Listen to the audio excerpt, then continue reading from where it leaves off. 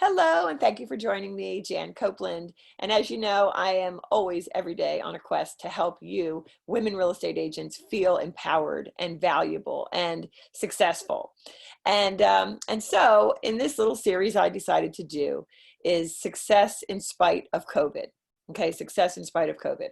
And so right now I'm going to be interviewing Kelli Greentree, who is in Central Maryland with Long and Foster. Hi, Kelli. Hi, it's actually Kelli Hillmar. Oh, I'm sorry, Kelli Hillmar. Hillmar. I'm so sorry. It's okay. That's my I must maiden have written name. it down wrong. I apologize, but It's okay. she's an awesome lady and fellow realtor.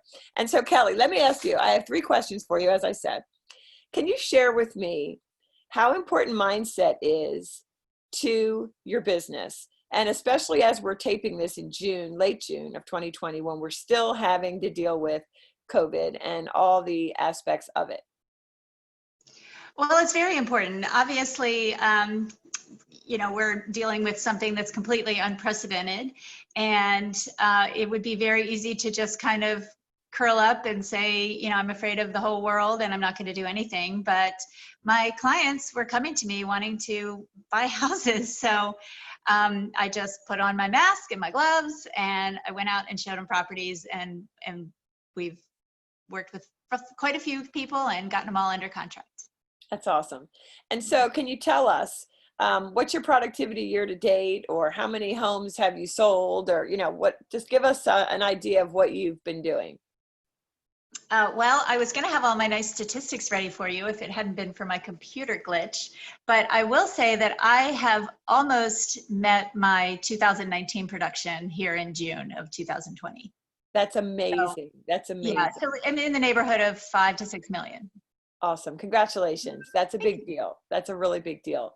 And so tell me, what's the reason that you think you're doing well, COVID or not? Why are you a top producer? Why do you do well? Honestly, I think it's about just maintaining relationships. And for me, the business is not about the dollars and cents so much, but it's absolutely a relationship business. And I have a pretty wide sphere. I've lived in the same neighborhood for 22 years. And so I've gotten to know a lot of people. I've had a small business that interacted with a lot of people. And I'm very involved in my church. And so I've just built relationships, people that trust me and they feel like I would do a good job for them. And I think the other part of that is just keeping your pipeline full. And some of the ways I do that are just by, maintaining relationships with my former clients. And I do a lot of open houses and have a pretty good conversion rate with getting buyers from open houses, and they turn into sellers sometimes. And I've also done quite a bit of floor duty and taken some renters. And I think 4 of my sales this year have been from people who rented from me last year. Awesome. So that tells me that you're not, nothing's beneath you, that you want to help people, and that you have the long-term view, which a lot of entrepreneurs, they don't end up staying in the business, which is why 87% of realtors fail within the first 2 years, because they think it looks easy and they don't want to be bothered with getting $400 for a rental. And so I really commend you for that. And it sounds like you really dig into making people feel special and making sure that they know that you have their back. So kudos on that. Tell me about is there ever a time when you feel like staying in bed, or you just had something happen with your family, your husband, just even in your business, and you're like, Calgon, take me away. And if you don't know what I'm talking about, it was in a commercial in the 80s. Oh yeah, I do. Yeah, I know you do, hopefully, but I know there's 25-year-old realtors and they'll be like, Calgon, take me away. What is that?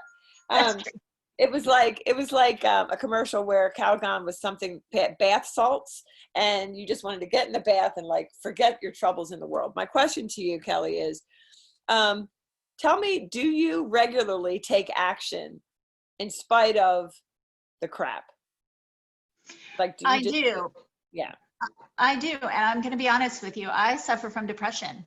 And there are a lot of days when I don't want to get out of bed. And my business is the one thing that really makes me get up and get going. And, you know, there's some days where I stay in bed all day long, but when a client calls and needs business, then, you know, I snap into my realtor persona. Not that different, but yeah, when business calls, I get it done. So, you know what? I just love that you're honest, Kelly. I suffer from anxiety, and my anxiety was in check until COVID hit. And I was like, whoa, what the heck happened? I couldn't yeah. sleep, and it was just horrible.